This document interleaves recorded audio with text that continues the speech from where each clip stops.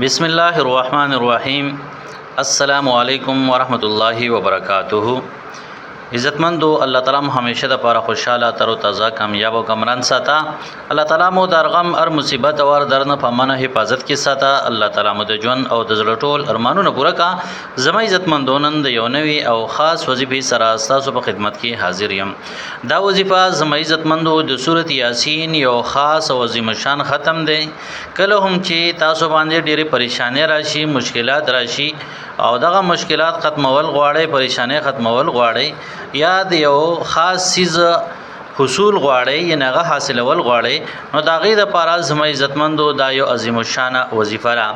دغه رنګي زما عزتمندو کچرتا د چا یو لوی بیماری وي، دا غي د پاره څوک دا ختم کول غواړي او دا وظیفه کول غواړي، نو دا غي د پاره هم دا ختم او وظیفه کولای شي. د دین علاوه زما عزتمندو چې د چا څه قسمه پریشانی وي یا د چا څه قسمه شری حاجت وي، نو ان شاء الله د دې وظیفې او د دې ختم په برکت په الله جل جلاله هغه ختم کی. نو زما عزتمندو د وظیفې او د ختم طریقه کار څنګه دی؟ نو د دې وظیفې او دغه شانتي د ختم طریقه کار خ آسان دی. تاسو کوم ورځ باندې چې دا وظیفه کول غواړئ، نو دا وظیفه کولای شئ. عزتمندو، او داس په کې دا داس نه بعد با سورۃ یاسین وای. کچرته څوک دا سی وی چې سورۃ یاسین نشي ویلې، یعنی ناظرین نه ویلې، د قران پاک ختم نه وی کړي، نو د دې په بلچا باندې سورۃ یاسین وای. خدای یاد ساتي چې مخکې تنا درې پیری درود شریف او رستو تنا درې پیری درود شریف، یا مخکې تنا یولس پیری او دغه شانتي بعد کې تنا یولس پیری درود شریف ولولې. اولنې کس دا با په دغه طریقه باندې سورۃ یاسین اولولي چې مخکې رستو بتنا درود شریف خامخا وایي. بیا دا غي نه بعد زما عزتمندو تاسو با بل چاته وای چې سورۃ یاسین ما سره وایا، صرف یو پیره به سورۃ یاسین وای. دغه شانتي چاته دی وی چې ما سره د ختم کې شرکتو کا ناغه بستاره پاره صرف یو پیره سورۃ یاسین وای سیوا نشي ویلې، که او سیوانو ثواب شته دی، لیکن ستا په ختم کې با یو حسابېږي نه یو بشمار کېږي.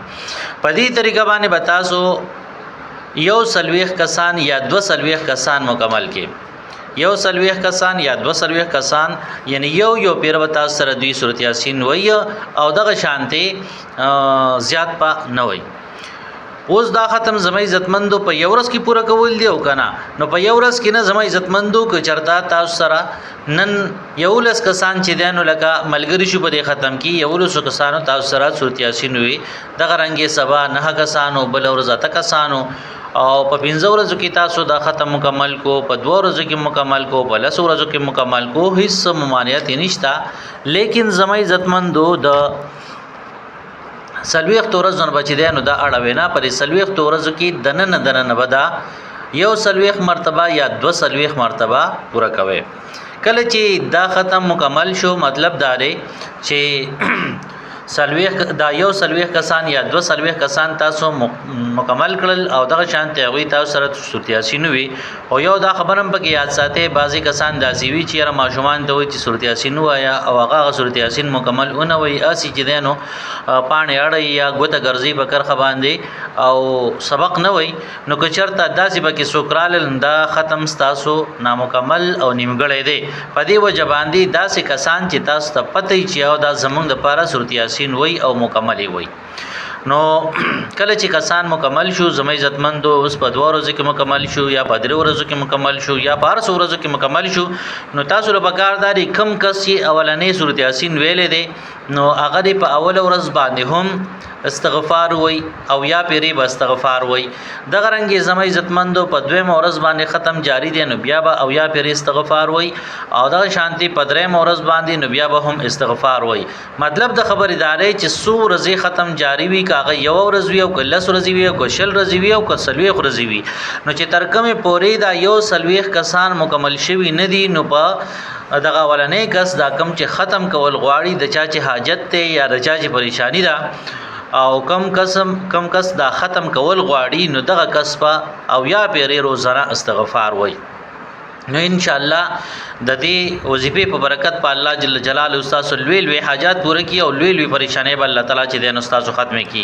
خدایات ساده کړه چې ختم مکمل شونه په اخره ورځ باندې 2 رکعات نفل او د نفل نه بعد چې کوم دین بیا د الله تعالی په حضور کې لاسونه پورته کول خشوع حضور سره چې کوم دین دعا غوښتل او ور سره د خپل وس مطابق صدقه ور کول. صدقه زما عزتمندو د کجوري سنمه حصہ دی ولی نبی په چې په اخلاص باندې وي او که زیات د چا وس کیږي نو زیات چې دینو وکي یعنی چا باندې سم ممانعت نشتا. نو زما عزتمندو صدقه ور سره لازمي وکي او دغه شان دا ختم یو پیرو کې ان شاء الله الله جل جلاله وستاسو جون بدل کی تاسو پریشانی او دغه شانتي مشکلات والله جل جلاله ختم کی. عزتمندو کو چینل کې تاسو نوی نو چینل سبسکرایب کړئ دغه شانتي ویډیو خپل ملګرو سره شیر کړئ ویډیو سره لایک کړئ. الله مو همیشه د پاره خوشاله تر تازه کامیاب او آباد ساته. مونږ له اجازه ترا کې ملاوي براتلون کی ویډیو کې د لوی الله په امان.